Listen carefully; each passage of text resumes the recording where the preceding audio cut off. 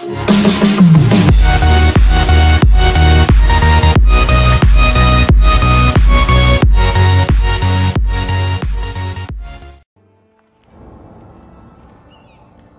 the day you arrived in Highgarden, I've thought of you more as a friend than as my handmaiden.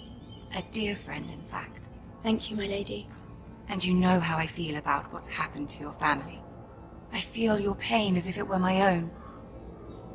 What you've suffered is beyond imagining. My family wrote me, my lady. I don't doubt they must be overcome with grief. But you must not despair. We will get through this together. You must understand there are limits to what I can say, especially here in King's Landing, now that I am to be queen. To have a handmaiden from the north whose family fought for Robb Stark. It raises questions at a time I can least afford. Cersei herself cornered me this morning outside the Royal Sept. She mentioned the northern girl in my service, and she painted you a traitor. She was very pleased with herself. Her face was full of mirth as she said it. What does she intend to do? She intends to make you miserable, knowing that will make me miserable as well. She demands an audience. She wants an apology of some sort, for what I don't know, but she's waiting for us now, and I promised I would bring you to her. I wouldn't ask this of you if it were not important. I cannot afford any conflict with Cersei with the wedding so near. I'll do as you ask, my lady. I knew I could trust you. Humor her. Tell her what she wants to hear. See if the Queen Regent is ready to receive us.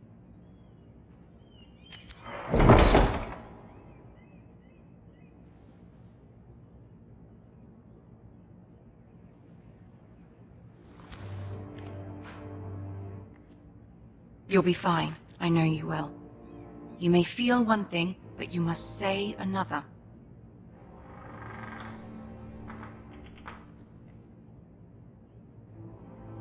Good luck.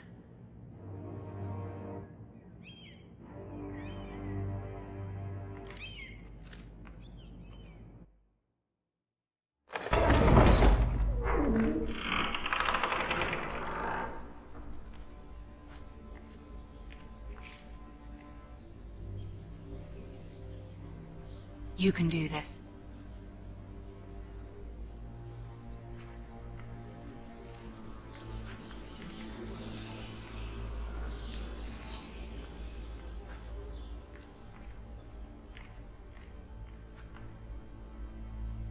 Ah, Lady Marjorie. Aren't you looking lovely this evening? Lord Tyrion. Your Grace? With your permission, allow me to introduce Lady Mira of House Forrester.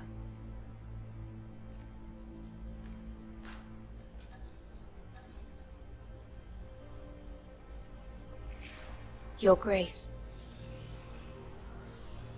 The girl knows her courtesies. Impressive. You may rise. House Forrester is a northern house loyal to the king. Are they? I beg your pardon, Your Grace. I wasn't talking to you. I want to hear from the girl. Is your family loyal to the king? Perhaps you should ask the new Lord Forrester. He's not here, is he? She is. House Forrester's loyalty to the crown never wavers, Your Grace. I see. And yet, for centuries the Forresters have been loyal bannermen to House Stark. A house of traitors. Yes, Your Grace. They are traitors. The Starks were your liege lord, yet you name them traitors so easily. Clearly her loyalty wavers quite a lot. If she has any loyalty at all. Is your house willing to swear fealty to your new liege lord, Roose Bolton? Yes, Your Grace. Absolutely. I see, despite the fact Roose Bolton allied with Walder Frey. If it was me, I'd find it difficult to so quickly forgive the men who killed my father. Old allegiances are not easily abandoned. But now that the war is over, we must look to rebuild and forge new alliances. There are ships and shields to be built, and Joffrey will need a steady supply of ironwood for his armies. I'm told there are others who would happily serve that purpose, but I trust we can rely on House Forrester. Forster Ironwood does seem rather unique. Yes, Your Grace. It would be a shame to see it fall into the hands of another house. I imagine you'd do almost anything to prevent that from happening, wouldn't you? Ask any Lannister, and they'd do whatever was necessary to save Casterly Rock. It would be unfortunate to see another house lay claim to what's yours. Yes, Your Grace. I would do anything. I see. What would you have the girl do, Cersei? It's not as if she fought beside the Starks, wielding a battle axe for the Northern Army. It raises an interesting question, I suppose. Can we truly blame those who end up on the wrong side of the wall? Our dear Marjorie here was betrothed to Renly Baratheon on the false assumption that he would one day rule the Seven Kingdoms. Can we fault her for her mistake? Should she be held accountable?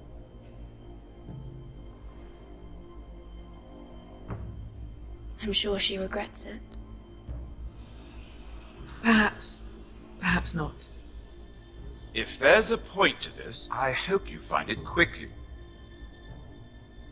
Loyalty can be such a hard thing to define. This city alone is filled with all sorts of ambitious opportunists looking to reinvent themselves, pretending to be something they're not. Who knows what lurks within their hearts? You are a girl from the north, here in service to Lady Marjorie. One can only assume her interests are yours.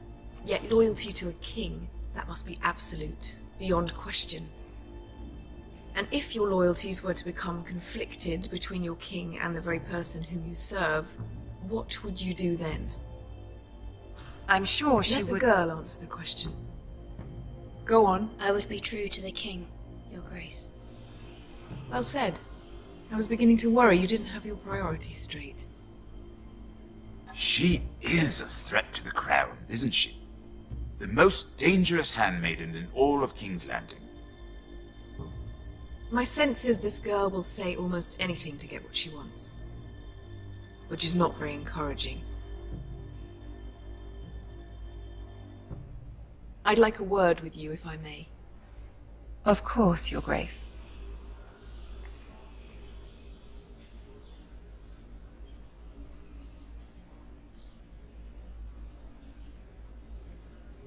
I'll walk you out.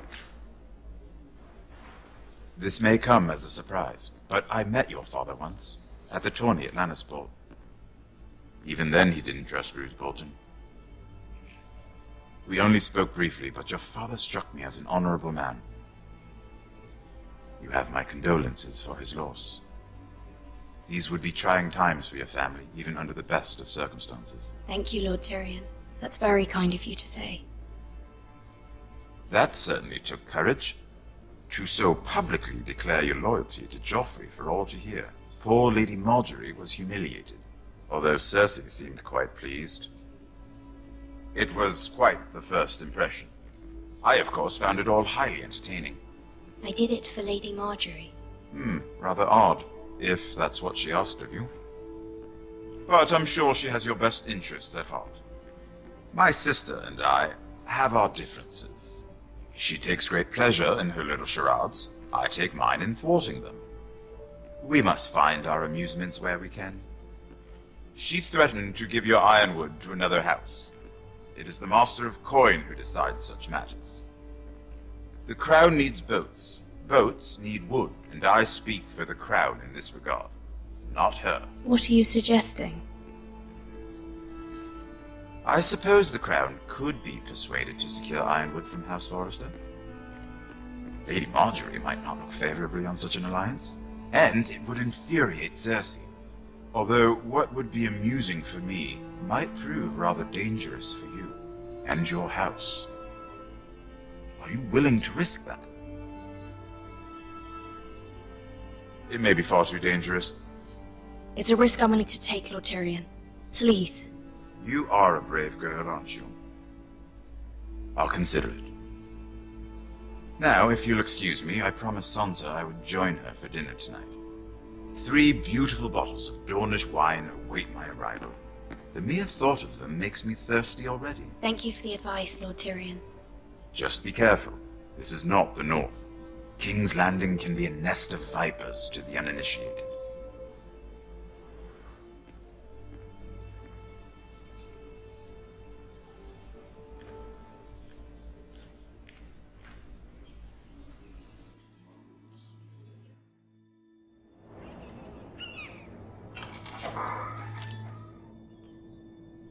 Mira, I was worried. How was it? Cersei has a way of looking at you as though you're nothing. It didn't go very well. I'm sorry. Cersei is known for being rather difficult. But at least it's over now. Lady Marjorie has spent the entire day working on seating arrangements for the wedding. Of course, you and I are seated way at the back, here with the 4th cousins and the 9th-born sons. Ah, Sir Jaime. I wouldn't mind tarnishing that white cloak of his. Sarah! What? It's true. And Oberyn Martell, the Red Viper. I'm told he has a paramour, which I doubt is Dornish for wife. He is quite handsome. And quite passionate, from what I've heard. Perhaps Lady Marjorie could make the right introductions. Who knows? We might meet our future husbands. Although, marrying a king, I can only imagine what that would be like.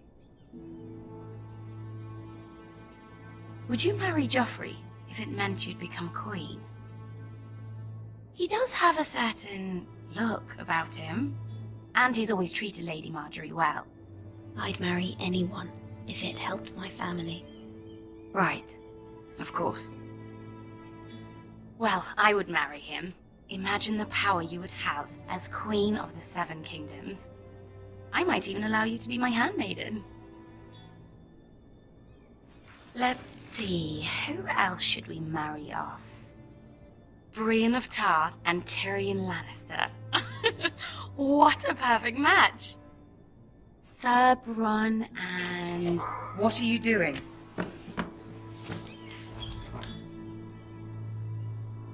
Well? We're sorry, my lady. We were just having fun. This is not a game. It's a battle plan. Allies and enemies can be made with every move. Yet they say it is men who are powerful. The Queen was pleased by your display, Mira. I'm just glad it's over. King's Landing can be exhausting sometimes. There's always someone to please or some perceived slight to smooth over. I fear it will only get worse when I am queen. Once they know your true heart, the lords and ladies will have no choice but to love you. Do you agree?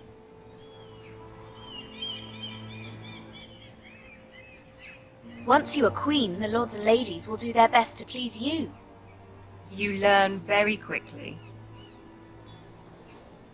You were brave agreeing to obey the Boltons. That cannot have been easy. I know you must fear what Lord Bolton might do to your family. I do appreciate your willingness to appease her, as difficult as it may have been. Thank you, my lady. There's been something on my mind. Something important.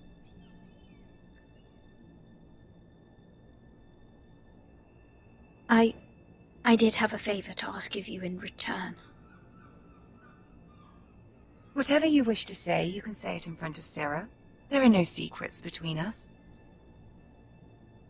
It's about my family. I trust her.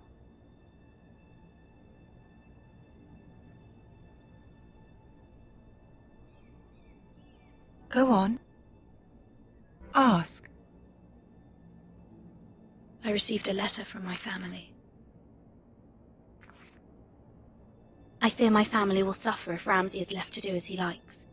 But if a raven could be sent to the Boltons to let them know House Forrester has the protection of the crown. Ramsay Snow will arrive at Ironrath within the week. I would never ask this of you if it weren't so urgent. That is no small request, especially now. Joffrey knows only too well your family fought for the Starks, and now you would have me ask him to intervene. Is the situation that dire? You can't, my lady! King Joffrey won't like it. Just think how he turned on Lady Sansa. It is that dire, my lady. I fear for my family's safety.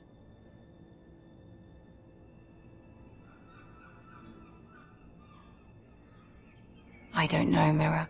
If Cersei were to find out...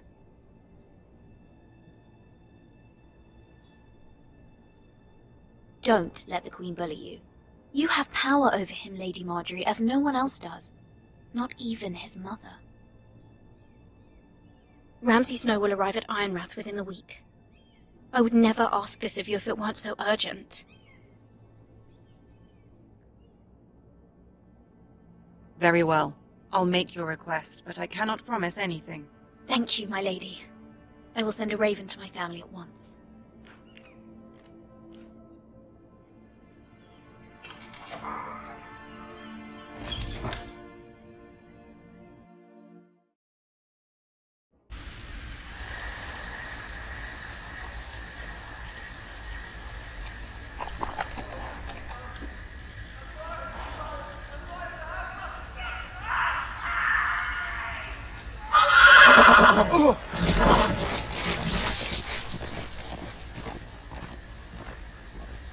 Seven hells.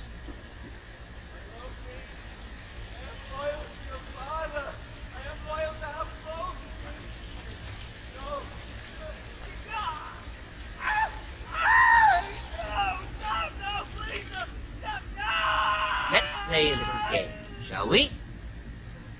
Did you know my ancestors wore the skins of their enemies as a coat?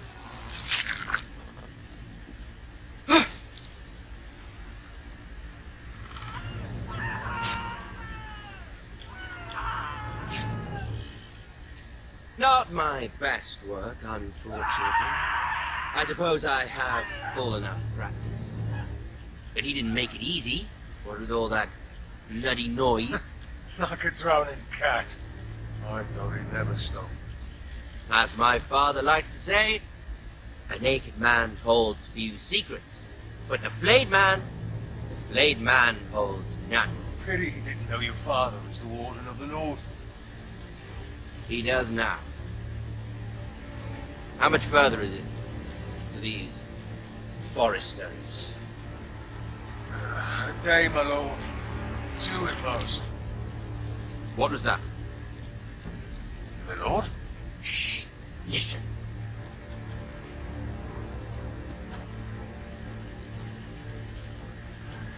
There. Hear that? I know I heard something.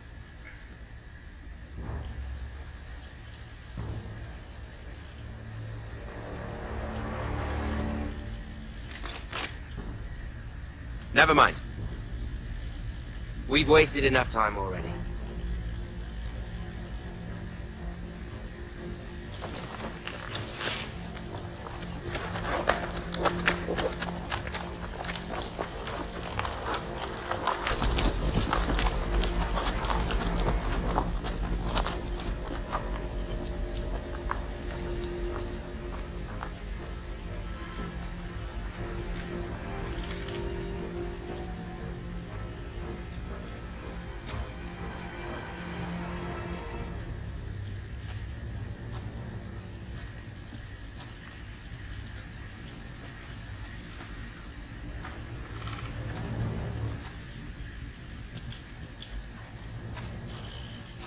Bloody hell.